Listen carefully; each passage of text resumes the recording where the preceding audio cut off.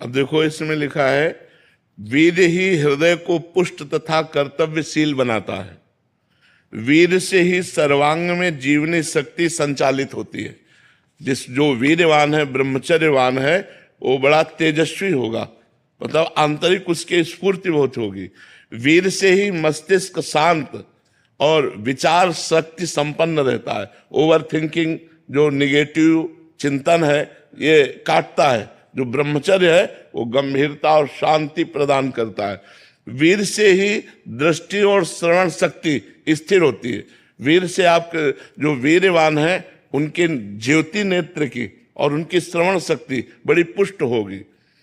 वीर से निर्भयता आती है, वीर से स्वतंत्रता आती है, वीर से उत्साह बढ़ता है। वीरवान साहसी होता है, वीरवान पराक्रमी होता है, वीरवान आलस्य रहित होता है, वीरवान को रोग दबा नहीं सकता, वीरवान निर्बल नहीं हो सकता, उसके अंदर आत्मबल होता है, कलुषता नहीं होती, दंभ नहीं होता, पाखंड नहीं होता, अज्ञान नहीं होता और अविनय नहीं होता। वीरवान विनयी होता है।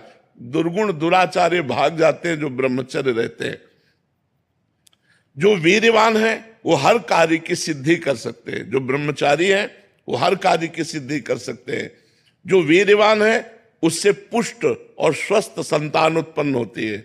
जो वीरवान है वो सुंदर होगा, उसमें एक आकर्षण होगा, उसमें सभ्यता होगी, उसमें पवित्रता होगी, उसमें धैर्य होगा, उसमें पुण्य और सद्व्यवहार करने का स्वभाव होगा।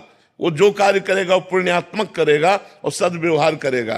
कहने का सारांश है कि मनुष्य शरीर में वीर एक महाशक्ति है। जो इसका अधिक से अधिक संग्रह करता है वो उन्नति को प्राप्त होता है। बहुत सुंदर इसमें लिखा हुआ है। बड़े बड़े वैज्ञानिकों का मत है कि सृष्टि के प्रत्येक पदार्थ में कोई ना कोई सार तत्व अवश्य होता है। उसी तरह मनुष्य के शरीर का एक सर्वोच्च सार तत्व है वीर्य। इसके बिना वो एक क्षण भी सक्रिय नहीं रह सकता। तो जो व्यक्ति अज्ञान के कारण अपने वीर्य का क्षरण करता है, नाश करता है, उसमें बहुत से दोष उत्पन्न हो जाते हैं। ये बहुत सुंदर ग्रंथ है, बहुत सुंदर ग्रंथ है।